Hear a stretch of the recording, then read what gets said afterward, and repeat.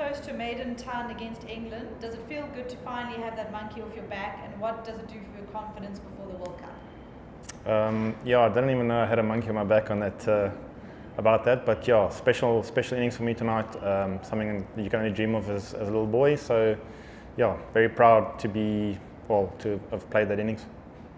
Can you please explain how you still have so much confidence when you walk to the crease to smash the ball from the outset, despite the last two innings being duds? Yeah, I think as a professional sportsman, you're gonna have bad times, and it's about just backing yourself, having the confidence and the belief in your ability, no matter what type of form you're in. Your confidence needs to still be high, because that's two separate things. And I had a chat with our assistant coach about form and confidence, and that's something that I really believe in. And confidence plays a big part in scoring runs. Yeah, how pleased are you to see Quinny starting to find form again? Oh, I think what actually got me in the mood was that one shot that he played, that he stepped across and he just hit it for six. That kind of got my spirits going, and that's kind of where momentum. I kind of felt like, listen, tonight's going to be something special, and it's just great to see him in such fine form right before a big tournament. Yeah, and what are some of the key learning areas you can take from the series? Yeah, I think with bat and with ball, there's some things that we can learn, especially in the first game.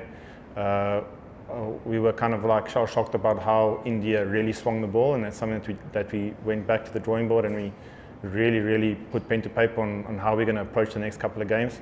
And then in the second game, we learned a lot with the ball. So, and then tonight we kind of put that performance together with bat and ball, what the coach asked for. So there's definitely a couple of learning things we can go in. Good. And then lastly, from the South African, just in Afrikaans, can you sum up today's match? Yes. And are the guys happy where they are ahead of the World Cup? Ja, het gaan moeilijk wees. Gaan probeer. Ja, vandag se wedstryd was uitstekend. Ek het gedink ons het baie goed gekolf, ons baie goed gebal, baie goed geveldwerk, op een of twee wat miskanse, maar dit gaan gebeur. Ons is baie trots hoe ons die eindstryd geëindig, en ja, ons kop is hoog, gaan in na die World Cup toe. That's my best Afrikaans. Who would like to check? Congratulations.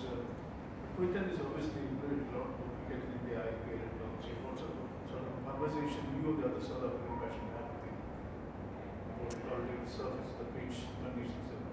I think generally when you go around the world, the surfaces generally play normally the same. I mean, India, Pakistan, Bangladesh, those are all like conditions that we kind of used to. So just the conversations, I go back to having that confidence and ability in your own game, and summing up the conditions quickly. Where tonight maybe the ball didn't swing too much and it wasn't spinning as much in maybe the previous two games. So that's something that you talk about out in the middle, and you kind of go and you kind of feel more at home when it doesn't spin, or if it's not so slow. What was going through your mind when you were out for the previous two games, and then going into back today? Firstly, that, and secondly, do you think this kind of unlock, there's IPL option in December, does it sort of excite you that the franchises will be watching out for you? Yeah, firstly, I mean, going through my mind, once again, it's about that form and confidence. So I really believe in my ability. I've showcased it throughout the world on every different continent there is basically that you play cricket on. So it was never a confidence issue for me. It's just a form thing, and I got to say thank you to the staff and the selectors for still backing me, knowing my ability that I do have. And with regards to the auction, that's out of my control. I can't control that. That wasn't even on my mind. I was literally just trying to get one run tonight first, and then luckily for me, it planned out pretty well. The Indian team was flying out soon to Australia, while you guys playing the same team in the ODI series. Would you talk about the adjustments that you need to make once you go to Australia, especially with the bigger boundaries and stuff? What are the adjustments that you need to make as players in Australia? Yeah, I think without giving too much away, we've set up a blueprint of our batting and how we're going to go about it, especially when you mentioned about bigger boundaries and maybe different conditions. We have set up a blueprint, and that's something that we will go into the World Cup with. It's not the same as over here in India. Temba has not been scoring runs recently. How much does this affect the team, and what ways? No, I don't think it affects the team at all. Like we spoke about it today, if someone's going to have a good day, they can carry that weight of someone that's not in great form. And it literally, you could saw tonight, it takes one knock and Temba can be in the form of his life going into the World Cup. So it's yes, it's something that we just need to be there as a team for him, because every professional goes through this, and it's about backing him, and we do. His ability, his captaincy, we really, really back him. Right. Any last question?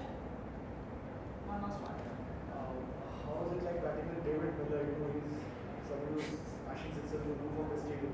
So, how is it like watching this kind of batting from the other way? I think you can ask any spectator out there. It's pretty special.